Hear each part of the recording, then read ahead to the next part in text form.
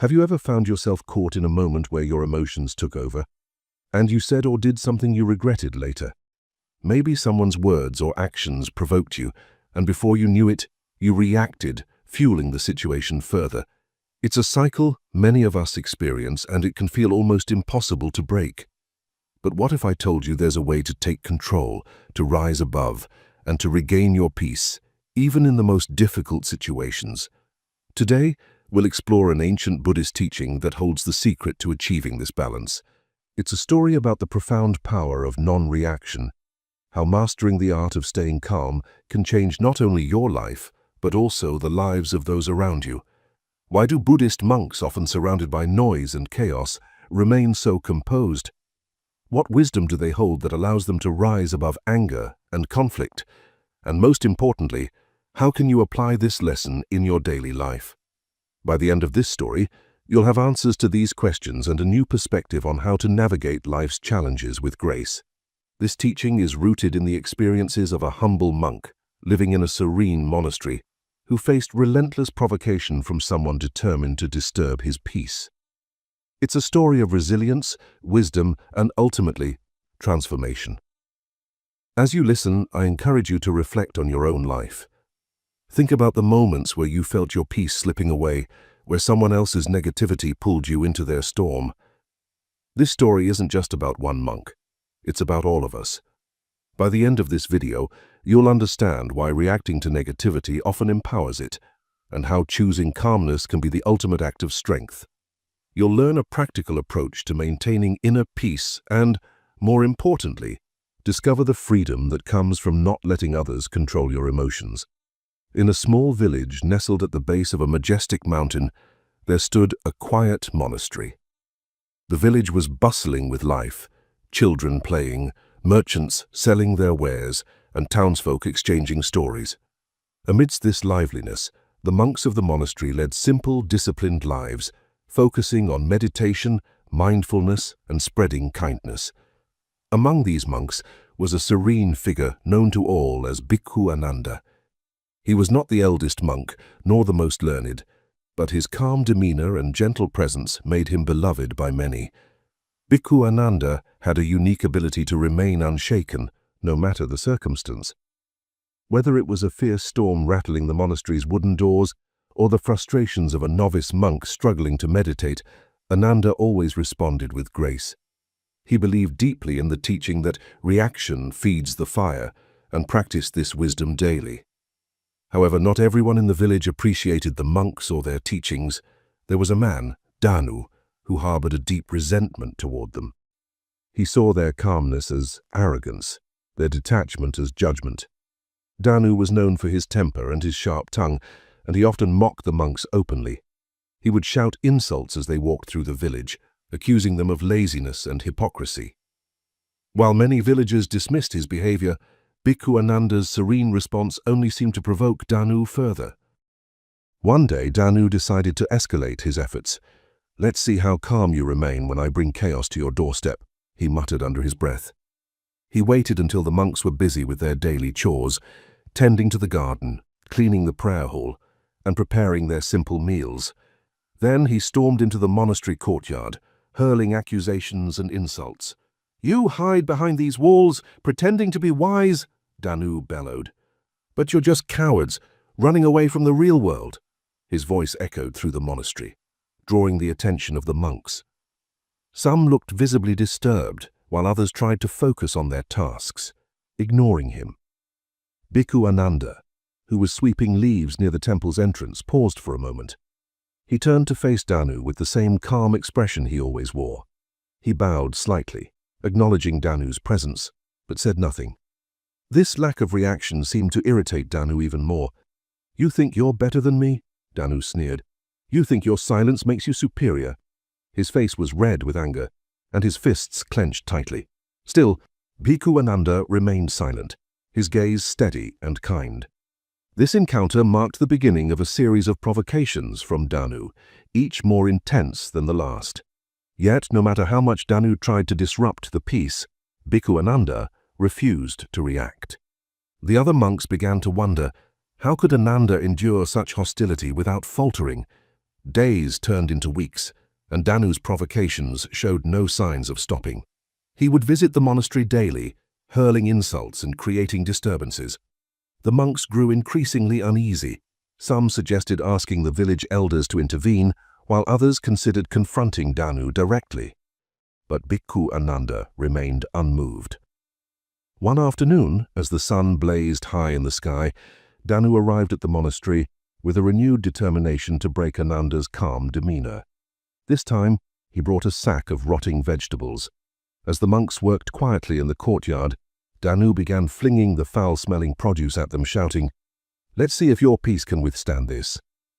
The other monks scattered, shocked and angry, but Ananda simply stood in place, a gentle smile on his face.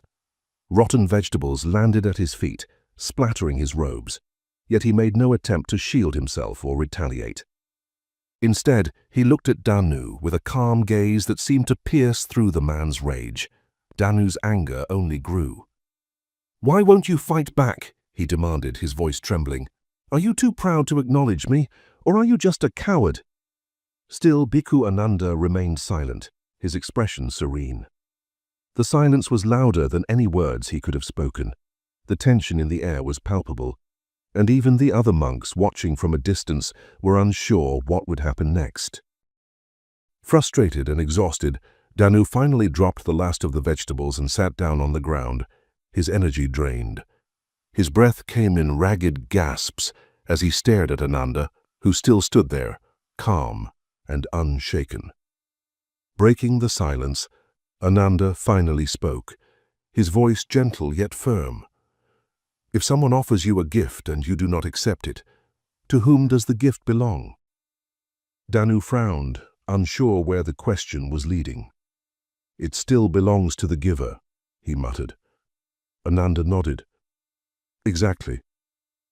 In the same way, your anger, your insults, and your actions, they remain yours, not mine, because I do not accept them."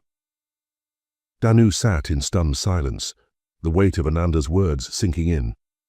For the first time, he began to question the purpose of his actions. Danu sat frozen, replaying Bhikkhu Ananda's words in his mind.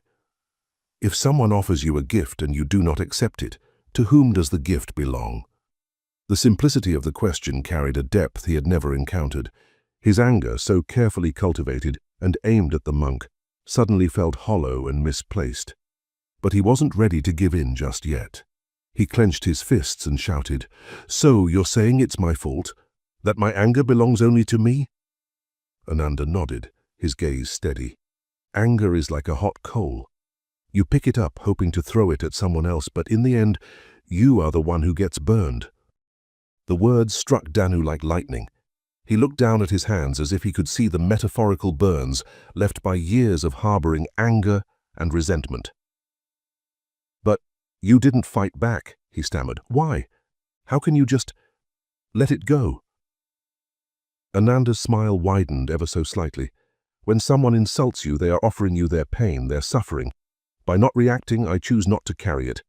Instead, I let it pass through me like a breeze through the trees. The other monks, who had been watching the exchange from the safety of the monastery walls, began to gather closer. They too were captivated by Ananda's wisdom. For years they had admired his calmness, but now they understood its profound depth. Danu, overwhelmed by the weight of his actions, lowered his head. "I've spent so much of my life trying to hurt others, but I think I've only been hurting myself." Ananda stepped closer, his voice filled with compassion. "Anger and hate are heavy burdens to carry. When you put them down, you free not only yourself but also those around you. The choice to let go is always yours, Danu." Tears welled up in Danu's eyes as the full realization dawned on him. For years he had allowed his emotions to control him, but in this moment, he felt the possibility of freedom. He fell to his knees and bowed deeply to Ananda. "Teach me," he whispered, "teach me how to let go." The courtyard fell silent as Danu bowed before Bhikkhu Ananda, his voice trembling with sincerity. "Teach me," he repeated, "how to let go of this anger." Ananda reached out and gently helped Danu to his feet. "The first step," he said, "is understanding that anger is not your enemy. It's your teacher. It reveals where you are still vulnerable and where your peace can be strengthened. Danu nodded, wiping his eyes as Ananda continued. Each time you feel anger rising, pause and observe it. Do not act on it, do not fight it. Simply notice its presence, and it will begin to lose its power over you. The other monks listened intently, their own hearts swelling with respect for Ananda's wisdom and compassion. Danu, now calm and introspective, followed Ananda as he led him to a bench under the shade of a large banyan tree. They sat quietly, the tension that had once filled the air now replaced by an aura of peace. Over the coming days, Danu began visiting the monastery, not as a disruptor, but as a seeker of knowledge. Ananda guided him gently, sharing meditative practices and teachings that helped Danu confront his inner turmoil. The villagers, surprised by the change in Danu's demeanor, began to see him in a new light. One day, as Danu walked through the village, he noticed a group of children arguing over a game. One boy, red-faced with frustration, yelled at another. Without thinking, Danu knelt beside them and shared the very lesson he had learned. When someone makes you angry, it's like they're handing you a heavy bag of stones. If you don't take it, the burden stays with them, not you. The children, wide-eyed, nodded in understanding and resumed playing peacefully. As Danu walked away, he felt a lightness in his heart that he hadn't experienced in years. Back at the monastery, Ananda smiled knowingly. He had seen many transformations in his time, but none as profound as Danu's. You see, he told the other monks, when we choose not to react, we don't just protect our peace. We create space for transformation, both in ourselves and others. From that day forward, Danu became a symbol of change in the village, a living testament to the power of not reacting. The story of Bhikkhu Ananda and Danu teaches us an invaluable lesson. The power of not reacting is not about suppressing emotions, but about choosing peace over chaos. It's a reminder that every provocation is an invitation to carry someone else's negativity. But we always have the choice to decline that invitation. In life, we face countless moments where our emotions are tested. A harsh word from a stranger, a disagreement with a loved one, or even the frustrations of daily life can provoke us. But reacting impulsively only deepens the wound, both for us and others. True strength lies in restraint, in pausing, and in choosing a response that aligns with our inner peace.